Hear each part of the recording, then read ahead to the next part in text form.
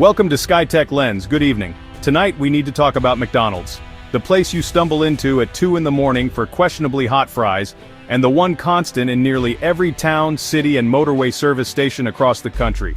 But what happens when that institution suddenly vanishes?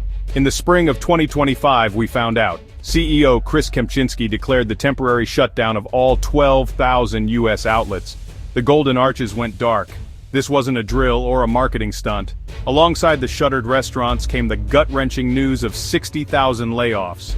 The company projected a revenue loss of over $5 billion in a single quarter. The stock market reacted with McDonald's shares plummeting a staggering 18% overnight. The immediate question on everyone's lips was, how? How could a behemoth like McDonald's simply collapse? The answer, it turns out, is surprisingly simple and profoundly stupid. A policy decision, wrapped in the flag and sold as a way to protect American jobs, ended up doing the exact opposite. This crisis became a brutal lesson in the fragility of our interconnected world. We learned that the burger you buy in Ohio might depend on a cow from Alberta, a potato from Idaho, and served in a paper cup made in Mexico. The story of the great McDonald's shutdown of 2025 is not just about one company. It's a cautionary tale about how quickly the systems we rely on can be dismantled by political whims. So, how did this all begin? It started with a policy grandly titled America First 2.0. On the 1st of March 2025, a new executive order slammed a 25% tariff on almost all goods imported from Mexico and Canada. The stated goal was to protect American industries, but the immediate effect was to light a fuse under the supply chains of countless American businesses, with McDonald's standing right at ground zero. A company like McDonald's operates on a just-in-time supply system, a finely tuned logistical ballet. Up to 70% of the beef for its burgers came from Canada. The moment that 25% tariff hit, the entire model shattered. The cost of doing business skyrocketed overnight. Predictably, our trading partners did not take this lying down.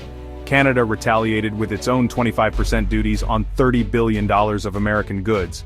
The European Union unveiled a $28 billion retaliation package aimed squarely at American dairy and red meat. This created a vicious feedback loop. Not only were McDonald's import costs soaring, but the international markets where it also operates were now hostile. The wholesale food price index jumped another 35% from pre-pandemic levels. For McDonald's, a business built on razor-thin margins and massive volume, this wasn't just a challenge, it was an extinction-level event. The entire financial architecture of the company was predicated on a stable, low-cost supply chain that had ceased to exist. For decades, the cornerstone of McDonald's appeal was its value. The dollar menu was more than a promotion, it was a promise. But in the harsh new reality of the 2025 tariff wars, that promise became impossible to keep. With overall input costs climbing by 35%, the very concept of a $1 item became a fantasy. Revenue from these budget-friendly meals plunged by 18% in the first 2 months of 2025 alone. Customers, already squeezed by inflation, were met with sticker shock. The price of a Big Mac crept up to an average of $5.29 in the United States.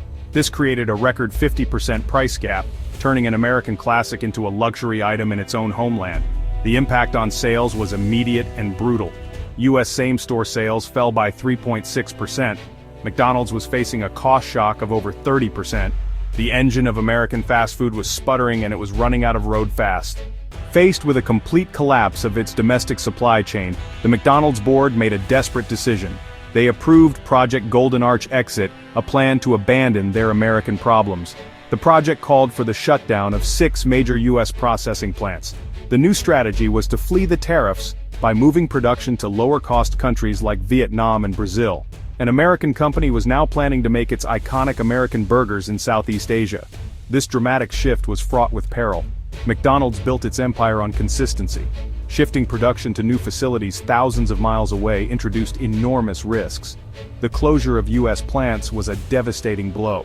The Golden Arches were not just exiting the U.S. market temporarily, they were exiting American manufacturing itself.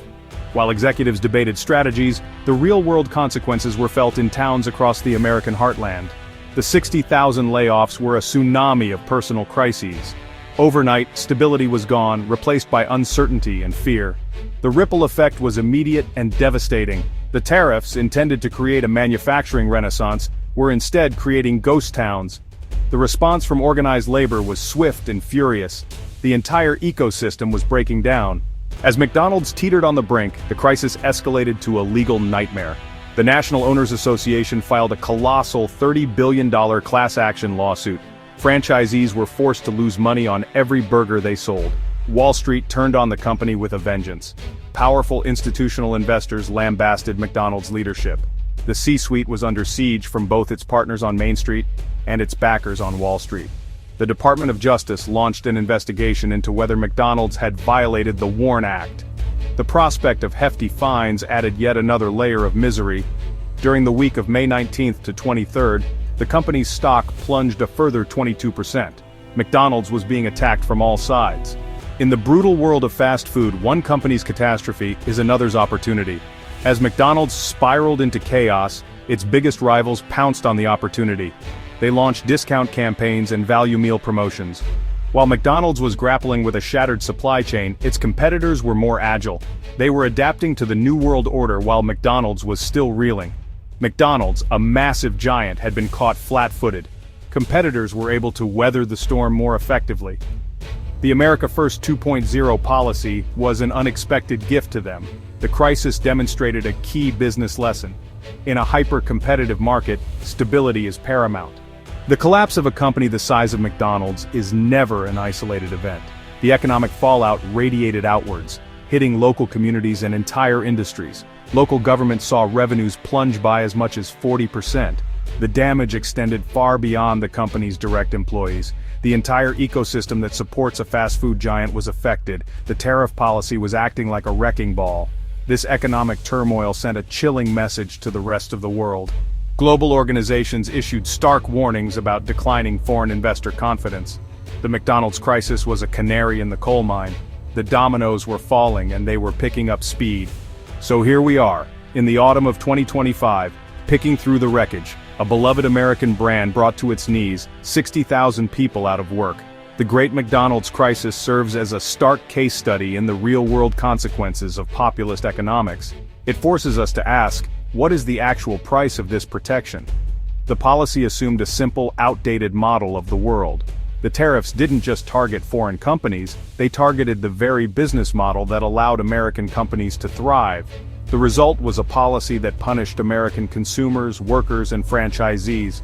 The only beneficiaries were McDonald's direct competitors in foreign countries. Ultimately, the story leaves us with a fundamental choice. As we look at the empty drive-thrus, we have to ask, is this what winning looks like? Thanks for watching. Subscribe the channel for more updates.